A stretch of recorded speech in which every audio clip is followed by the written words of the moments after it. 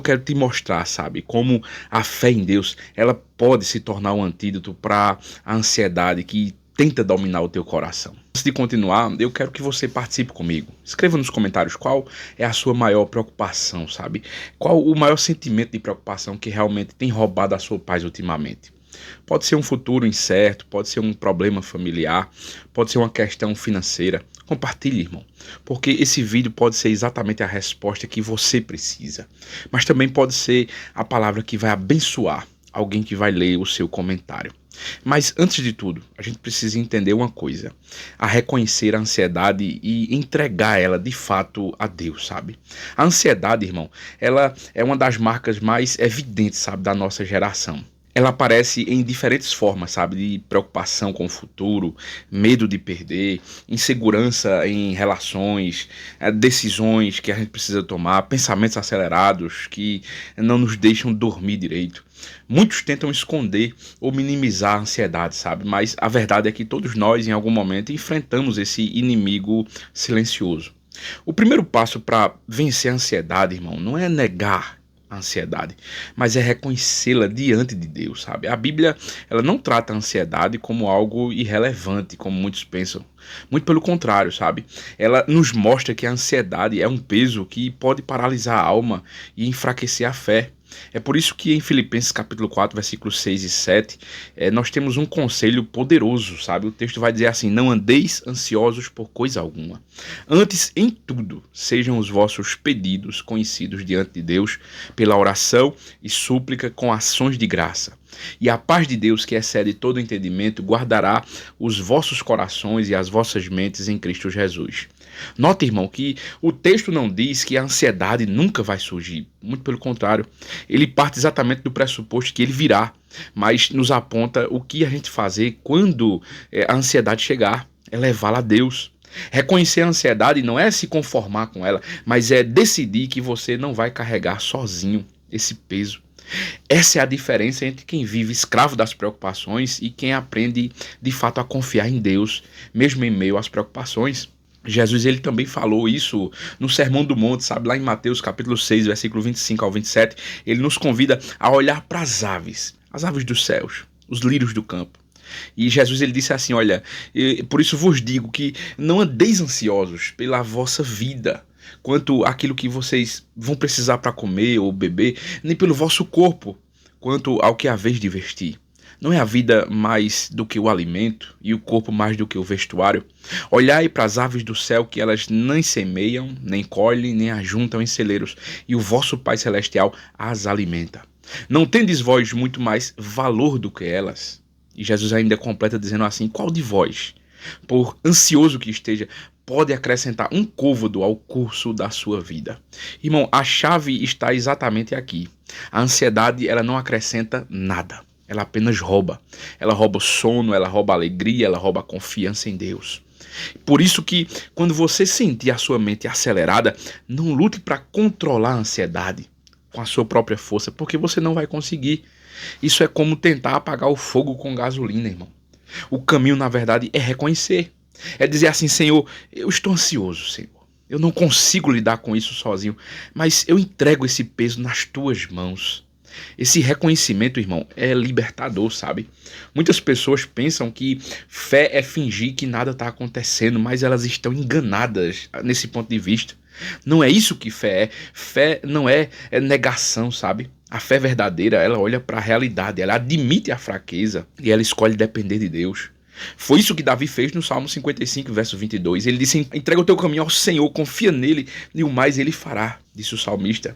O ato de entregar aqui, irmão, é ativo e não é passivo, não. Não é apenas deixar para lá, sabe? É conscientemente transferir o peso. Imagine que você está carregando uma mala pesada, cheio de pedras. Você não precisa fingir, sabe, que essa mala não existe, irmão. Você precisa colocá-la nas mãos daquele que tem força suficiente para carregar você e a mala. Assim é com Deus, irmão. Você dobra os seus joelhos quando você abre a boca em oração. Você está dizendo assim: Pai, esse peso não me pertence mais. Eu não tenho condições de continuar carregando este peso. É por isso que eu coloco diante de ti hoje. Não amanhã, agora. E quando isso acontece, irmão, algo extraordinário se manifesta, sabe? A paz de Deus. Paulo descreve essa paz como superior a todo entendimento. Isso significa, irmão, que não é uma paz lógica, sabe? Baseada nas circunstâncias da vida. Não, não é porque você resolveu tudo que você sente paz. É porque o Espírito Santo gera essa paz, gera essa segurança sobrenatural dentro de você. E é por isso que ela não pode ser explicada pela razão. É uma paz que guarda o coração e a mente em Cristo. Mas tem um detalhe importante aqui, irmão. Reconhecer a ansiedade não significa alimentá-la. Existe uma diferença muito grande entre admitir que você está ansioso e viver mergulhado em pensamentos ansiosos. Admitir, irmão, é colocar a ansiedade sob a luz de Deus, sabe? É alimentar, por outro lado, é deixar a mente repetir os mesmos cenários de medo sem entregar esses sentimentos a Deus. Pedro descreve em 1 Pedro 5,7: lancem sobre ele toda a vossa ansiedade, porque ele tem cuidado de vós. Veja, irmão, lançar não é segurar. Muitas vezes nós dizemos que a gente entrega as coisas a Deus, mas na primeira oportunidade a gente volta a pegar de volta. Lançar aqui é definitivo. É como jogar uma pedra dentro de um rio, sabe? Não há forma com que essa pedra volte. Deus está nos chamando para esse nível de confiança, para parar de fato de segurar aquilo que não nos pertence e lançar aos pés dele. E se você me perguntar, mas como é que eu faço isso na prática? A resposta é oração sincera e constante, irmão. Não apenas quando a crise apertar, mas todos os dias. Faça da oração o seu lugar de entrega. Abra o seu coração, fale com Deus como quem conversa com um pai amoroso, como um amigo sempre presente. Apresente cada detalhe, não apenas os grandes problemas, sabe? O texto de Filipenses 4 diz em tudo. Ou seja, desde a conta que você não sabe como pagar no futuro, até o próprio futuro dos seus filhos, de sua família, tudo precisa ser colocado diante dele. A ansiedade, ela perde a força, irmão, quando você transforma essas suas preocupações em oração. Cada vez que que sua mente quiser girar em torno de problemas, sabe? Faça o movimento oposto. Fale com Deus sobre isso. Ore em voz alta se for preciso. Declare as promessas da palavra. Lembre-se das vezes que Deus já cuidou de você. Isso muda a atmosfera da sua mente. Isso reposiciona, sabe, o seu coração na perspectiva de Deus. O primeiro passo, irmão, é simples, mas é profundo, sabe? Não esconda a ansiedade. Não negue que você a sente, mas também não abrace esse fardo. Reconheça e entregue a Deus. Ele não se cansa de te ouvir. Ele não se irrita com as suas repetições. Ele nunca vai te abandonar no meio da luta. Muito pelo contrário, irmão. Ele prometeu em Isaías capítulo 41, versículo 10, não temas porque eu sou contigo, não te assombres porque eu sou teu Deus, eu te fortaleço e te ajudo, eu te sustento com a destra da minha justiça. Irmão, entenda uma coisa, reconhecer a ansiedade é admitir que você é humano, limitado. Entregar a ansiedade é confiar que Deus é soberano. Quando você une essas duas atitudes, você abre espaço para você experimentar a verdadeira paz, a paz que o mundo não pode oferecer, irmão. A segunda orientação que eu preciso passar para você aqui é substituir esses pensamentos de medos por promessas de fé. O campo de batalha da ansiedade, irmão, é a mente. Nós já falamos sobre isso aqui. É ali que os medos eles são construídos, alimentados, multiplicados, sabe? O inimigo ele não precisa colocar correntes físicas em você. Basta lançar pensamentos de dúvida, de insegurança, de se der errado, sabe? E se não der certo, e se tudo ruir. Esses pensamentos, quando não são confrontados, eles se transformam em fortalezas mentais que começam querendo prender o nosso coração.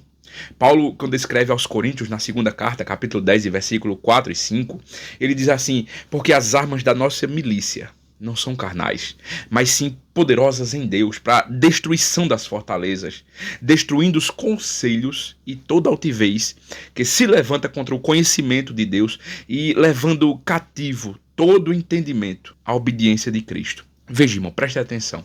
Aqui ele revela que existem fortalezas construídas na mente, sabe? Pensamentos contrários à verdade de Deus e que nós precisamos destruí-los. Eles precisam ser aniquilados. E a ferramenta para isso não é a força humana, não é a inteligência humana, a sabedoria, são as promessas do Senhor. O medo, ele é uma projeção do futuro sem Deus. Fé, amados irmãos, é olhar para o futuro com a certeza de que Deus já está lá. O medo vai dizer assim, você vai fracassar, mas a fé, ela responde, eu posso todas as coisas naquele que me fortalece. Lembra do que a gente falou aqui sobre declarar a palavra de Deus? Isso não é confissão positiva não, irmãos. Nós já colocamos um vídeo aqui ontem sobre isso, o poder da palavra. Declare a palavra de Deus. O medo, ele vai gritar assim, você está sozinho, mas a fé vai declarar, ainda que eu ande pelo vale das sombras da morte, não temerei mal algum, porque tu, Senhor, estás comigo. Está lá no Salmo 23, irmão.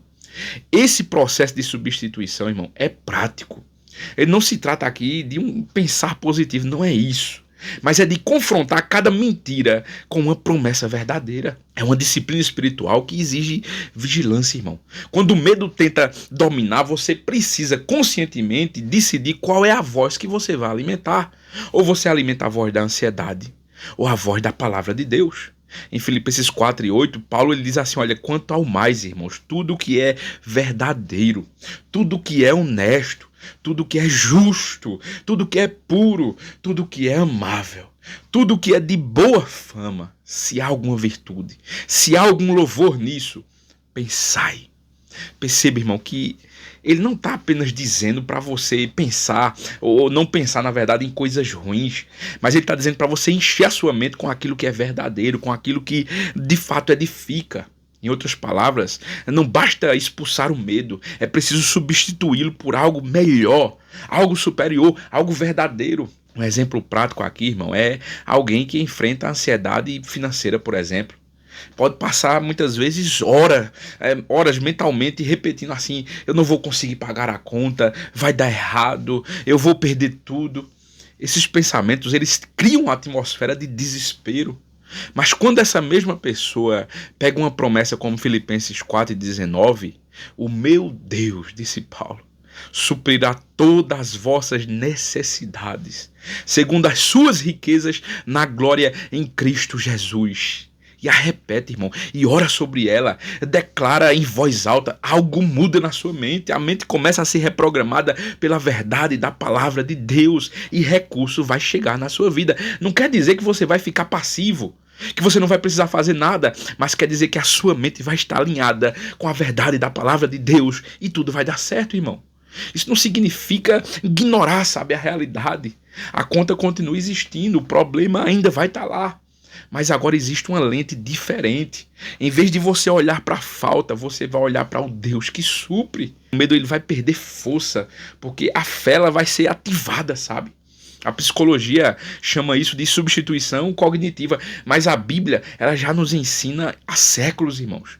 Seja transformado pela renovação da mente, disse Paulo lá no capítulo 12 de Romanos. Renovar a mente é trocar padrões de pensamentos destrutivos por padrões fundamentados em verdades eternas. O salmista Davi, ele era mestre nisso. Em vários momentos, ele se via cercado de perigos, sabe? Mas ele não deixava o medo dominar. No Salmo 56 e verso 3, diz assim, em me vindo o temor, hei de confiar em ti. Ele não disse que nunca sentiria medo, mas que quando o medo viesse, a resposta seria a confiança. Ele transformava o gatilho do medo em um lembrete de fé. Irmão, isso é substituição. Substitui o medo pela verdade. Na prática, irmão, esse exercício feito diariamente, você vai ter um hábito, sabe, de anotar os seus pensamentos de medo e começar a repeti-los, sabe? Cada vez que você pensar, eu vou fracassar, eu não tenho valor, eu nunca vou conseguir mudar, aí você muda para pensamentos de fé, pensamentos de em tudo posso naquele que me fortalece. Veja, irmão, sempre que o medo surgir, declare a promessa em voz alta. Esse simples exercício tem poder transformador, porque a palavra é viva e eficaz, disse o autor da carta aos Hebreus no capítulo 4. Um dos maiores exemplos de substituição de medo por fé está na história de Josué, por exemplo. Imagine o peso nos ombros de Josué, dele substituir Moisés, o grande líder de Israel. O medo era natural aqui, mas Deus ele não ignorou isso, sabe? Pelo contrário, ele falou diretamente ao coração de Josué, dizendo assim, não te mandei eu? Esforça-te, tem de bom ânimo, Não temas, nem te espantes, porque o Senhor teu Deus é contigo por onde quer que andares. Essa promessa foi repetida várias vezes, sabe? Como um antídoto contra a ansiedade, contra o medo, contra os pensamentos que tentavam pará-lo. O que isso nos ensina, irmão, é que Deus não simplesmente diz assim, não tenha medo, sabe? Na verdade, ele sempre apresenta uma base de confiança. A sua presença, o seu cuidado, a sua fidelidade. O medo sem fundamento, ele é sufocado pela promessa de Deus que não mente. É importante, irmão, também compreender que o medo, ele se alimenta, sabe, daquilo que é invisível. O medo, ele cresce no escuro, nas coisas que você não consegue controlar. É por isso que a palavra, ela é luz. Quando você se enche, sabe, e enche a sua mente das escrituras, você ilumina áreas que estavam sendo dominadas pela escuridão. O medo não consegue sobreviver à luz da verdade da palavra de Deus. Então se lembre, irmão, substitua pensamentos. Não é automático, sabe? Eu sei que não é automático, mas é um processo. Talvez no começo você sinta que você precisa repetir muitas vezes até que a fé se torne mais alta, que o medo ele baixe, ele se suma. Isso é normal. É como treinar um músculo, sabe? Quanto mais você pratica, mais forte você fica. A mente ansiosa, ela vai tentar voltar aos velhos padrões. Cada vez que você escolhe declarar uma promessa, irmão, no entanto, você para de alimentar o medo. Você começa a construir uma fortaleza de fé. E tem uma boa notícia aqui, irmão. Você não luta sozinho nisso. O Espírito Santo, que é o Consolador, ele nos ajuda nas nossas fraquezas. Ele traz à memória a palavra de Deus no momento exato que a gente precisa. Jesus, ele mostra isso em João 14. Por isso, a substituição dos pensamentos não é apenas uma técnica mental, sabe? Não é uma disciplina, não. É uma obra espiritual guiada pelo próprio Deus. Veja, tenha isso em mente. O medo, ele vai tentar ocupar a sua mente, mas você tem a escolha de substituí-lo pelas promessas de Deus, irmão. Essa escolha diária transforma a ansiedade em confiança, sabe? Transforma o desespero em esperança, transforma a dúvida em certeza. E quando a fé governa o coração, irmão, a paz, ela se torna uma realidade. Mas tem um detalhe aqui, irmão. Pratica essa confiança diária no cuidado de Deus, sabe? Porque confiar em Deus não é um evento isolado. Na verdade, é uma prática diária. Muitas vezes pensamentos que fé é apenas para os grandes momentos, quando a gente enfrenta, sei lá, uma doença grave, uma perda grande, uma crise financeira. Mas na verdade não é. Mas a verdade, irmão, é que a confiança em Deus, ela se constrói nos detalhes do cotidiano, sabe? Nos pequenos passos que nós damos todos os dias da nossa vida. Jesus, ele nos ensinou essa verdade lá em Mateus capítulo 6 e versículo 34. Ele disse assim, não vos inquieteis com o dia de amanhã, pois amanhã cuidará de si mesmo. Basta a cada dia o seu mal. Essa instrução, irmão, ela é revolucionária porque ela confronta a raiz da ansiedade, sabe? Que é justamente aquela tentativa de viver o futuro antes da hora. A nossa mente ansiosa, ela corre para aquela pergunta, né? E se? E se der errado? E aí começa projetando cenários que ainda nem aconteceram, mas Jesus, ele nos chama a viver cada dia de uma vez, confiando que Deus está no amanhã, que Deus ele já proveu o amanhã. Isso não significa viver sem planejamento, irmão, muito pelo contrário, mas significa descansar o nosso coração no fato de que o futuro não está sob nosso controle, e sim nas mãos de Deus. A confiança diária, irmão, é como um maná, sabe, que caiu lá no deserto ao povo de Israel, cai todo dia. Deus, ele mandava o pão dos céus todos os dias, e cada um deveria colher apenas a porção necessária daquele dia. Quem tentava guardar para o dia seguinte, viu o maná apodrecer. O ensino é claro aqui, irmão. Deus, ele queria que o povo aprendesse a depender dele diariamente, não de uma reserva acumulada. Assim é conosco, irmão. Nós queremos muitas vezes ter todas as respostas, ter todas as garantias, todos os planos seguros para os próximos anos. Mas Deus, ele nos chama a viver em uma confiança diária, a depender do pão de cada dia, como Jesus nos ensinou na oração do Pai Nosso. Não do estoque acumulado da nossa autossuficiência, não. É viver diariamente, sabe, dependendo dele. Significa perceber o cuidado de Deus nas pequenas coisas, irmão. Muitas vezes nós esperamos assim grandes milagres e a gente ignora os detalhes simples que já são a expressão máxima do amor de Deus. O ar que nós respiramos, a saúde que nós temos, o alimento à nossa mesa todos os dias, um amigo que nos liga na hora certa. Tudo isso é provisão de Deus. O salmista no Salmo 68, verso 19, diz: bendito seja o Senhor, que dia a dia leva a nossa carga. O Deus que é a nossa salvação. Veja, ele diz de dia a dia. Não é de tempos em tempos. Não é só nos momentos extremos, irmãos, mas é todos os dias. Ele nos sustenta, ele cuida. Essa prática diária, irmão, exige disciplina espiritual mesmo, sabe? Não se trata apenas de sentimentos, mas decisões. Todos os dias, quando você acorda, você pode escolher começar a sua jornada olhando para os seus problemas ou olhando para o cuidado de Deus. Você pode escolher alimentar a ansiedade com notícias ruins, ou você pode escolher fortalecer a fé com a palavra de Deus.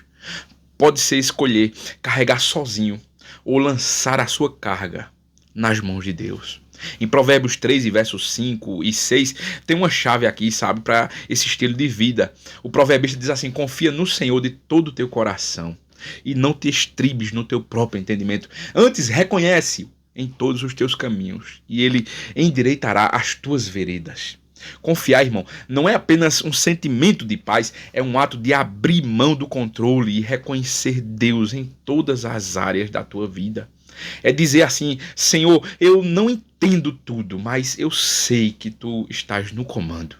A confiança diária, irmão, também é treinada na oração, sabe? Quando você ora todas as manhãs, você não está apenas pedindo coisas a Deus, você está declarando dependência de Deus. Você está dizendo assim: eu não posso viver esse dia sem ti, Senhor. E esse hábito, irmão, acredite, muda a forma como você enfrenta cada desafio da sua vida. O coração ele se torna mais leve, sabe? Porque ele já entregou o peso ao Senhor. Um exemplo poderoso aqui é o exemplo de Daniel, né? Ele vivia em um império pagão. Ele estava rodeado de pressões, rodeado de ameaças, mas ele mantinha uma prática diária de oração. Lá em Daniel capítulo 6, verso 10, nós vemos que, mesmo diante de um decreto que poderia custar a sua vida, ele continuava orando 3 vezes ao dia, com as janelas abertas para Jerusalém. Essa disciplina diária sustentava, sabe, a confiança que ele tinha em Deus. De tal forma que nem a cova dos leões pôde abalar a fé daquele homem. O contrário também é verdadeiro, irmão. Eu sinto lhe dizer, mas se você negligenciar a prática diária da oração, dessa confiança em Deus, a gente começa a dar espaço para a ansiedade se fortalecer. A mente humana, ela não suporta o vazio. Se você não enche ela de promessas de Deus, ela vai se encher de medos do mundo. É por isso que a renovação da mente lá de Romanos 12 não é algo eventual, sabe? Mas é algo constante. Transformai-vos pela renovação da vossa mente. Veja, vale lembrar, irmão, que confiar diariamente não significa que você não vai ter lutas, sabe? Não vai ter problemas, não é isso. Jesus ele já deixou muito bem claro: no mundo tereis aflições, mas tende bom ânimo, eu venci o mundo. O cristão ele não vive isento de problemas, mas ele vive com a certeza de que não está sozinho no meio dos problemas. A confiança ela não remove as tempestades, mas ela garante que o barco não vai afundar porque Jesus está presente, irmão. Ele tem um exercício muito prático para você cultivar essa confiança, sabe? Mantenha um diário de gratidão. É muito simples, irmão, mas é poderoso. Anote todos os dias 3 maneiras pelas quais você percebeu o cuidado de Deus na sua vida. Releia. Pode ser algo pequeno, sabe? Mas vai ser uma força para você acordar todos os dias e observar e refletir tudo que Deus tem feito na tua vida. Vai te auxiliar a enxergar a fidelidade de Deus, mesmo quando as circunstâncias elas parecem contrárias. Talvez você se surpreenda o quanto Deus tem feito na tua vida, sabe? Mas veja, além disso, confie não apenas no que Deus faz, mas em quem Ele é. Porque muitas pessoas têm fé no poder de Deus, mas lutam para confiar no caráter de Deus. Mas é justamente o caráter dele que Ele é fiel, Ele é amoroso, Ele é justo, Ele é imutável, que sustenta, sabe, a nossa confiança. Lá em Lamentações, capítulo 3, versículo 22 e 23, Jeremias, ele declara num período de muito caos, dizendo assim: as misericórdias do Senhor são as causas, ou a causa de nós não sermos consumidos, porque as suas misericórdias não têm fim, elas se renovam a cada manhã. Grande é a tua fidelidade. Esse é o fundamento da confiança diária. A fidelidade de Deus, ela não se esgota. Novas são a cada manhã. Então, irmão, pratique essa confiança diária no cuidado de Deus, sabe? Confiando que Deus, ele é suficiente para envolver tua vida todos os dias. Reconheça as pequenas expressões do cuidado divino e você vai ver que na verdade são grandes expressões. Escolha conscientemente alimentar a sua mente com fé e não com medo. Cultive hábitos espirituais, sabe? Eu sei que é uma caminhada constante, pode parecer difícil, mas é profundamente transformador, irmão. Mas tem algo que você ainda precisa entender sobre a oração, sabe? A oração, ela na verdade é a fonte do descanso, é o refúgio, sabe? A ansiedade, ela traz muito ruído, ela cria muita zoada dentro de nós. É como se a mente, ela nunca desligasse. É como se o coração, ele estivesse sempre em alerta, sempre esperando o pior, sempre esperando tudo dar errado. E nesse turbilhão, irmão, a oração, ela se torna mais do que um dever religioso. Na verdade, ela é um refúgio seguro, é um lugar de descanso para nossa alma cansada. Muitos imaginam a oração como um ritual formal, sabe? Algo distante, cheio de palavras difíceis, mas a Bíblia, ela nos mostra que orar é simplesmente conversar com o Pai. É abrir o coração, sabe? É derramar as nossas preocupações diante dele e ao mesmo tempo receber alívio, receber direção da parte dele. É por isso que Jesus convidou: vinde a mim todos os que estáis cansados e oprimidos, e eu vos aliviarei. Está lá em Mateus 11. O descanso prometido por ele, irmão, não é apenas físico, é interior, sabe? E começa quando a gente aprende a buscar refúgio na oração. Em Filipenses 4 e 6, mais uma vez eu cito, Paulo disse: não andeis ansiosos por coisa alguma, antes em tudo, não é em algumas coisas, sejam os vossos pedidos conhecidos diante de Deus pela oração e súplica com ações de graça. E a paz de Deus, que excede todo o entendimento, guiará os vossos corações e as vossas mentes em Cristo Jesus. Veja, irmão, existe uma progressão aqui. Primeiro, a ansiedade, ela é reconhecida. Depois ela é apresentada a Deus em oração. Em seguida, você começa a substituir o peso. A oração é justamente a ponte que nos tira do território da ansiedade e nos leva para o território da paz, sabe? O detalhe importante aqui que Paulo diz é: em tudo. Muitas vezes a gente acha que só pode orar por grandes crises, sabe? E normalmente nesses momentos de grandes crises a gente não tem dificuldades para orar. Mas a verdade, irmão, é que Deus, ele se importa com cada detalhe da nossa vida. Do trabalho que você precisa entregar até a insônia que não te deixa descansar. Ele se importa com tudo isso. Tudo pode ser colocado diante dele, sabe? A oração, ela não precisa esperar o momento desesperador. Ela deve ser uma prática constante. Você precisa orar diariamente, cotidianamente. Pedro, ele diz assim: lancem sobre ele toda a vossa ansiedade. Isso aí é um mandamento, irmão, é um dever. Imagine uma pedra pesada, sabe, nas suas mãos. Enquanto você segura ela, o peso é todo seu. Mas quando você lança, o peso não está mais em você. Assim é a oração. É um ato consciente de transferir para Deus aquilo que você não pode carregar. E um exemplo disso é Jesus, né? Mesmo sendo filho de Deus, ele fazia da oração também o seu refúgio. Em momentos de pressão, ele se retirava para orar. Lá em Lucas capítulo 5, versículo 16, diz que Jesus se retirava para lugares solitários e orava. Ele sabia que a comunhão com o Pai era o segredo para manter a mente e o coração firmes em meio a multidões, a críticas, a pressões. Se o próprio Cristo buscava descanso em oração, irmão, quanto mais nós precisamos desse lugar secreto para renovar as nossas forças.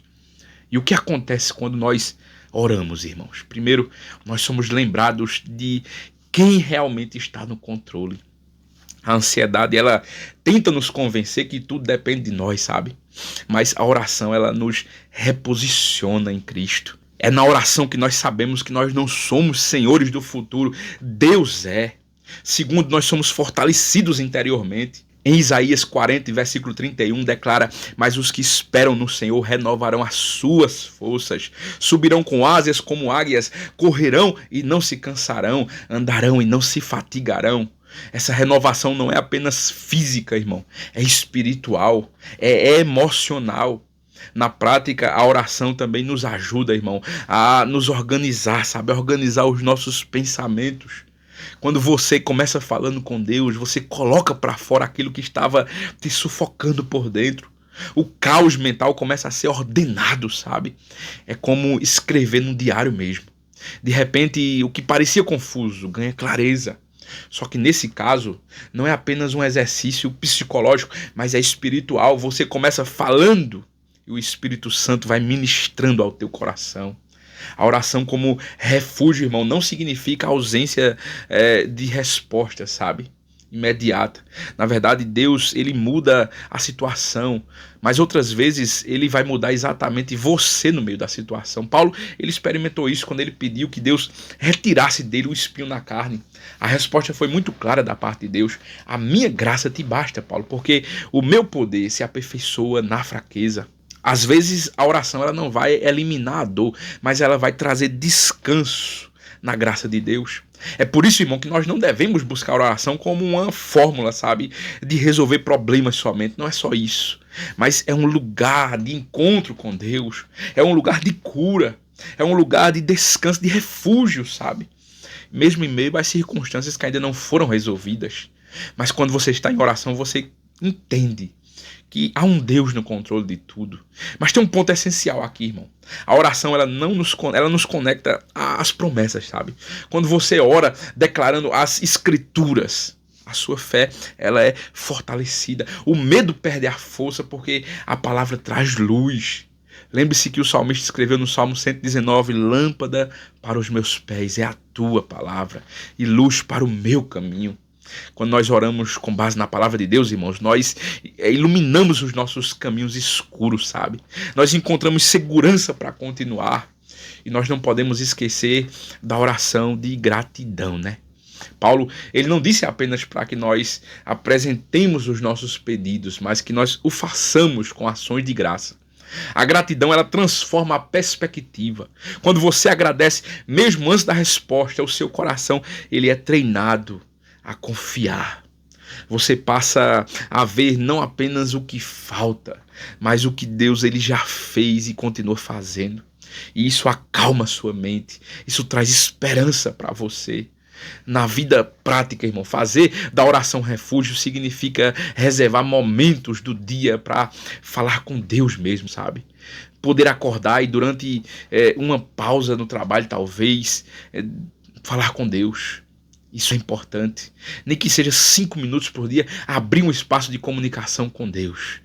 Por fim, irmão, a oração ela é a fonte de descanso. E é por isso que quando você coloca os olhos no lugar certo, a ansiedade ela precisa retroceder. O salmista disse assim no Salmo 121: eleva os meus olhos para os montes. De onde me virá o socorro? O meu socorro vem do Senhor que fez o céu e a terra. Quando você olha para cima, irmão, você finalmente descobre que tem alguém maior do que qualquer circunstância cuidando de você. Louvado seja o nome de Jesus. Isso é muito importante, irmão. Que o Deus de toda paz, que excede todo entendimento, guarde o seu coração e a sua mente em Cristo Jesus.